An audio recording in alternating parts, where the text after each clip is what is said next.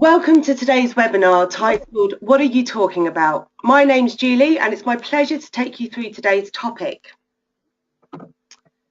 So one of the questions the coaching team is frequently asked is, what are the successful operators doing in terms of bringing their customer experience strategy to life? And really the answer is quite simple. They have a clear vision and strong communication within their organisation. During our November UK Regional Manager Forums, operators discussed their company's vision, their why. Once this was established, we then explored how they stayed true to this through their day-to-day operations, via meetings, through one-to-ones, and challenges that can arise. Managing a busy team can be exceptionally difficult, as we know, especially given the growing resource challenges that we're faced with. It is more difficult if your team don't understand their role in the club's underlying why. This will result in a lack of drive, motivation, and will impact performance. As human beings, we're visually stimulated. We need to have clear, tangible goals in order to consistently achieve and develop.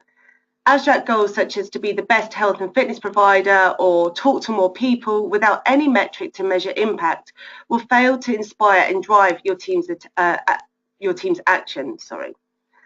Ultimately, what we manage, measure and discuss influences the behaviours of our teams and therefore shapes your members' experience. So, what are we managing?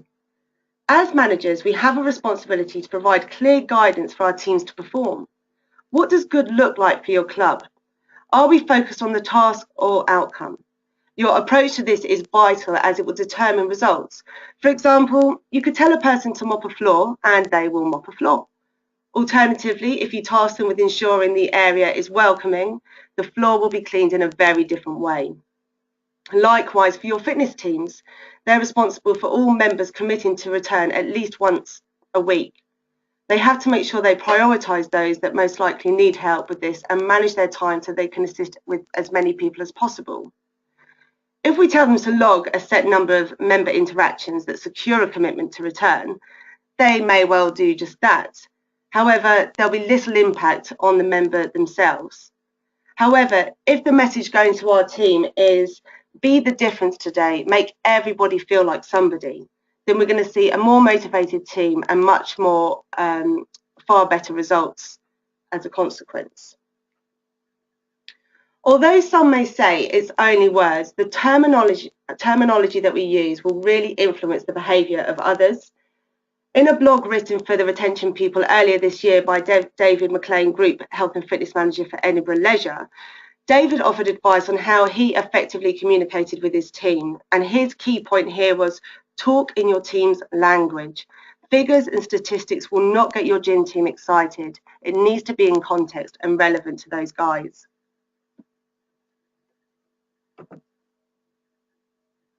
So what are we measuring?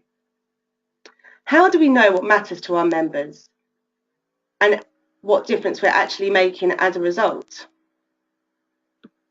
Successful operators have tools to measure and create clear performance indicators, but most importantly, they manage what they measure by acting on what really adds value to their customer. So what do you currently report on? Financial data, conversion rates for sales, click-through rates, your return visits, customer feedback and loyalty. What you report on and then how you communicate this is vital in terms of driving your customer experience strategy. We know knowledge is power. A true understanding of your business and insight into your member experience will ensure a more effective, seamless operation, capable of change and adapting without compromising the customer. This ensures that your customer remains at the heart of everything that you do.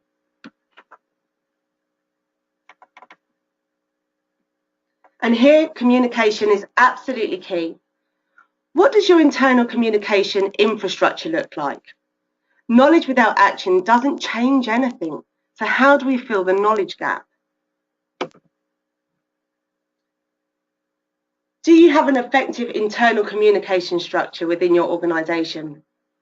The TRP team understand from experience that it can be a logistical nightmare to coordinate and arrange team meetings and one-to-ones. But these are imperative to team morale and the success of your business, ensuring a consistent message is delivered to all. Here we can see a very simple structure for communication. As you can see, we're not bound by any specific timeframes here. That really would depend on the data that you're analysing. Now, if we look at this from a TRP customer perspective, for those of you that will receive monthly reports for your Interact, we'd receive that around the 8th of the month. They should then be distributed in your senior manager meetings and talked about there. We're looking at a 2-day window max turnaround time. We must agree our actions and priorities and ensure that we filter these to our department meetings. Again, we found through our management forums that quite often we would have a ceiling that would appear, and it was very difficult to get information past this to the team members on the floor. We need to review progress frequently. It's all very well having a meeting, but we're all very busy and don't want to have meetings for meeting's sake. But there are so many other benefits to sharing information. Firstly, it would allow you to quickly identify your opportunities and threats. What could be occurring outside of your business that is a threat? Again, understanding where we're going as an organisation allows us to identify marginal gains. Small things matter and can make such a difference to ensuring you have a seamless process in place. We need to constantly discuss and feedback our customer feedback. What matters to our members? What is really shaping our member experience? They are going to tell you how well you're performing. And finally, where does customer experience sit on your agendas?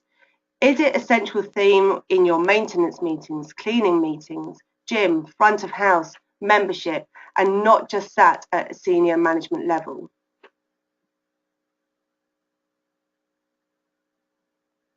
Everyday conversations are fine for general catch-ups, etc. However, if you have a casual approach to your team meetings and your one-to-ones, then you should really expect a casual approach in return from your team. We need our teams to have buy-in. Remember, we're working with Generation Y. They need to understand the what's in it for me. Most importantly, your team needs to feel valued, involved, and this takes time, but the rewards are significant. As leaders, you have a responsibility to your teams to motivate and develop them. During the manager forums, we explored the impact of our chemical makeup and how this can impact or inhibit positive behaviour, both as a manager and for members of the team. So as human beings, we have systems within our chemical makeup which are acting in the best interest of ourselves. If you've ever felt a feeling of happiness, pride, trust, love, these are chemically produced feelings. We know that if our members enjoy exercise, they are more likely to increase their visits per week and want to do more. The same principle applies to our teams. The more they feel they are accomplishing will boost their confidence, their feeling of self-worth and trust within your organisation, which will then make them feel safe and that they belong. This in turn produces increased productivity through ownership, improved problem solving and innovation. Understanding the nature of these happy chemicals will support your great leadership. So for today's webinar, I'd just like to highlight the key traits of these happy chemicals and how we as leaders can start to apply these to our teams. Endorphins, a chemical we are all familiar with in this industry. Ultimately, its primary function is to mask pain. It gives us that rush when we feel we've really pushed ourselves. And the same principle applies in terms of intellectually pushing ourselves. Our teams need to feel stretched, need to be developed as individuals because, of course, that will only enhance the team as a whole. Moving on to dopamine, a great feeling. The feeling that you've achieved something. I mentioned earlier that we are visually stimulated. We need to have those tangible goals to work towards and achieve. You know the feeling that you have when you tick something off that to-do list. That's dopamine. And it feels good, right? In fact, I must admit I've been guilty of completing a task, realising it's not on my to-do list, and because I know how good it feels to tick it off, I've written it on after I've actually done it. That's how good it actually feels. We need to remember this when we're setting our team's objectives in their one-to-ones. Better to change one thing than have an extensive list that doesn't see any action and actually then becomes more demoralising than something to work towards, achieve and get that dopamine rush. However, this chemical out of balance does come with a caution. It can have addictive qualities. So for instance, if you have a bonus structure in place or incentives to hit certain targets, the quality of the activity could be diluted as the focus is purely on hitting target and getting that hit, rather than what are they trying to achieve? What is that field of play? Moving on to the following two chemicals. These are the chemicals that you as great managers can lead and really inspire your team with. Serotonin is the feeling of pride. We're social animals and need recognition. It's important that we celebrate our team's successes and recognise this. And again, we ought to be using our customer feedback mediums as a way of really promoting this. This in turn boosts confidence, and while serotonin is released, it can be shared. So as your team performs well, you will also feel proud and share that feeling of accomplishment with your team, which leads us nicely on to talk about oxytocin. This is the feeling of trust and friendship. It makes us feel safe with the people we're with. This takes time to build up. As Simon Sinek highlighted in one of his leadership talks, true leaders give their time and energy. We can all be guilty of falling into a trap of managing by email, but beware. Next time your team contacts you via email with a great idea regarding how to improve the customer experience, if you can, go over and see them face to face and talk to them about the great idea that they've had. If that's physically impossible, pick up the phone. Tell them, thank you for sending me that. I want to talk to you about it. You might be surprised by the reaction that the response hasn't simply been via email. Of course, emails have their place. If we need a paper trail, absolutely, that's the place to do it. But in terms of creating a real sense of belonging and value amongst our team, nothing takes away that personal approach to our team members.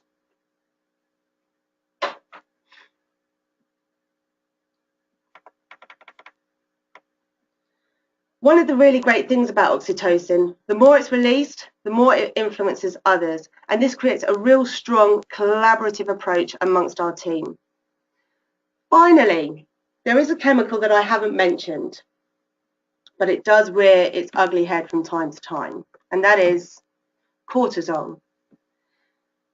Most commonly known as fight or flight mode, this is the feeling of stress and anxiety. Two feelings that are equally infectious and draining and will influence your team's behaviour if it starts to seep in. Cortisol should only ever be released for short bursts at any one time. Prolonged periods of cortisol have detrimental effects on your team, and your customers will pick up on this. Increased levels of cortisol inhibits the release of oxytocin and the other happy chemicals. Within business, there are two options to reduce the levels of cortisol. We either avoid the situation or we challenge the situation with an aggressive defensive approach. So how does this translate to our teams? We know public speaking is rated as the #1 fear for many people. So we can often find our teams avoiding going up, speaking to members they don't know because they have negative thoughts such as, every time I speak to that member, they complain. Or they look unhappy today. I don't want to trouble them any further. They don't want to be spoken to. And that can be really frustrating for us as managers where we need to drive that experience and engagement out on the floor. So equally, as managers, we can find ourselves in situations where we try to avoid certain circumstances to reduce levels of stress, such as dealing with confrontational staff, having those challenging conversations. Or on the flip side, you could have somebody within your team who performs so well, you actually don't know how to develop them any further. The only way to combat teams' fears is by effective, consistent coaching. Don't coach from the sidelines. Walk the talk. Observe and understand your team. We explored effective coaching and the importance of this in our last month's webinar. The link for this will be included in the follow-up mailing after this presentation. As managers, we need to show ourselves stepping out of our comfort zones if we truly want to make a difference to and with our teams. Think about who we respect more and link that to human emotions. Who do you prefer? Someone passionate, happy, successful, and focused people who not only do great things, but take people along with them for the ride? Or would you rather a team focused on justifying their current position because of external factors, complaining, and focused on the individual rather than focused on the team? I've heard these people are often referred to as mood hoovers. So, before I leave you today, I'd like to share some of my top tips from this session. First and foremost, understand your club's why. If you don't understand this, your team certainly won't understand this. Ask your team what their underlying role is. If their response is to clean the gym or make sure their till balances, you might need to go away and reconsider the message that's being delivered to your team. Secondly, understand what you're measuring and why. Most importantly, ensure that there is an action as a result of this. We spoke earlier about reviewing our internal communications. Ensure that there are sufficient processes in place and opportunities to share information. Most importantly, prioritise your meetings and your one-to-ones. These are absolutely essential. Establish ongoing training and development for your team. We know our teams need to be developed and stretched intellectually as a team together. And finally, remember your role in the release of happy chemicals and the impact this will have on your overall customer experience.